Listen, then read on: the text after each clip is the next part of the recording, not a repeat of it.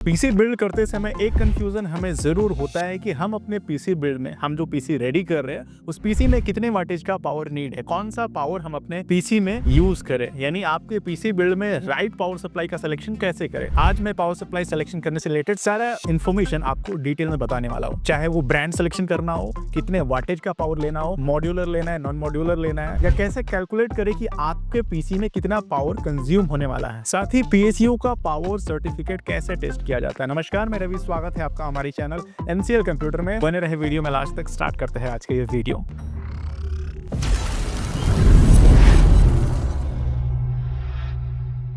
PC build में power supply select करने से पहले हमें यह पता होना चाहिए कि हम जो पीसी बिल्ड कर रहे हैं उस पीसी के कंपोनेंट्स में कितना पावर यूज होने वाला है, यानी कितना वाटेज का पावर कंज्यूम होने वाला है। हालांकि कैलकुलेशन करने के लिए मैंने आपको दो वेबसाइट का लिंक डिस्क्रिप्शन में दे रखा है। एक MSI ब्रांड का ऑफिशियल वेबसाइट है और दूसरा कूलर मास्टर का ऑफिशियल कैलकुलेटर है, जिसमें आप जो भी कंपोनेंट्स अपने पीसी में यूज करना चाह रहे हैं वो सिलेक्ट करेंगे तो आपको राइट साइड में टॉप बॉटम में दिख रहा होगा कि कितना वाटेज का पावर आपका पीसी कंज्यूम करने वाला है। जितना भी दिख रहा है उससे आप 30 से 40% वाटेज बढ़ा करके एसएमपीएस अपने पीसी में यूज कर सकते हैं। ये कैलकुलेटर है जिसकी मदद से आप ये चेक कर सकते हैं कि आपके पीसी में कितने वाटेज का पावर यूज होने वाला है। पावर सप्लाई सेलेक्ट करते समय हमें पीएसयू का एफिशिएंसी रेटिंग चेक करना भी काफी इंपॉर्टेंट होता है। यानी एसएमपीएस जो अपने पीसी में यूज करने वाले हैं उनके कई सारे एफिशिएंसी रेटिंग्स वाले एसएमपीएस आते हैं। पहला ब्रोंज सेगमेंट का एसएमपीएस देखने को मिलता है, दूसरा गोल्ड सेगमेंट का एसएमपीएस देखने को मिलता है और तीसरा प्लैटिनियम या टाइटेनियम सीरीज का पीएसयू देखने को मिलता है। तीनों अलग अलग वेरिएंट के सीरीज है, अलग अलग पीसी बिल्ड में इस्तेमाल होते हैं। पहला जो 80+ सेगमेंट का पावर सप्लाई है वो एवरेज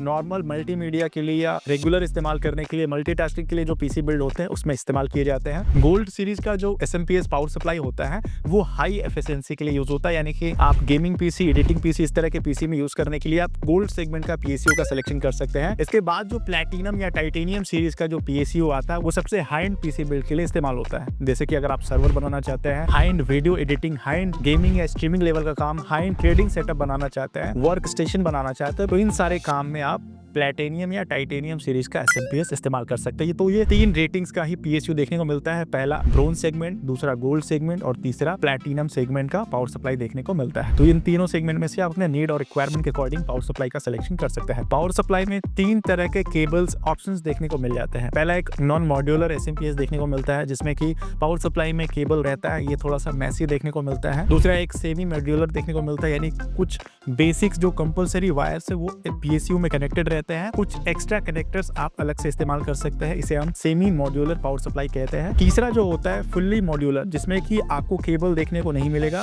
केबल कंप्लीटली डिटैचेबल होते हैं। आपको जितना केबल्स का नीड है उतना केबल आप पीएसयू में लगा सकते हैं, बाकी केबल को आपको यूज करने की जरूरत नहीं है। फुल्ली मॉड्यूलर जो पावर सप्लाई होता है इससे आपका पीसी का वायर मैनेजमेंट काफी बेहतरीन हो जाता है, एयर वेंटिलेशन काफी बेहतरीन होता है, यानी जितना केबल का नीड है उतना ही केबल यूज करेंगे, बाकी का केबल आप रख सकते हैं। तो इसमें भी बजट वेरी करता है, फुल्ली मॉड्यूलर, नॉन मॉड्यूलर या सेमी मॉड्यूलर, आप अपने बजट नीड रिक्वायरमेंट के अकॉर्डिंग सेलेक्ट कर सकते हैं। अब मैं आपको एक बेसिक सेगमेंट का पावर सप्लाई सिलेक्शन टिप दे देता हूँ जिसकी मदद से आप अपने पीसी बिल्ड में पावर सप्लाई का वाटेज वगैरह या नीड के अकॉर्डिंग एसएमपीएस सेलेक्ट कर सकते हैं। अगर आपका नॉर्मल मल्टीटास्किंग के लिए डे टू डे वर्क करना है, ऑफिशियल काम करना है, typing, data entry, internet surfing करना है, इन सारे काम के लिए अगर आप पीसी बिल्ड कर रहे हैं, नॉर्मल बेसिक सेगमेंट का GT 710, 730 या 1030 तक का ग्राफिक्स कार्ड 2GB 4GB इस्तेमाल कर रहे हैं तो आपको बहुत ज्यादा हाई एंड पीएसयू का जरूरत नहीं है। आप 300 से लेकर के 450 वाटेज तक का पावर सप्लाई इस्तेमाल कर सकते हैं। ये पावर सप्लाई आपके इन सभी नीड्स को फुलफिल करने के लिए परफेक्ट सॉल्यूशन होने वाला है। अगर आप एक बजट सेगमेंट में गेमिंग पीसी बिल्ड करना चाह रहे हैं जिसमें कि आप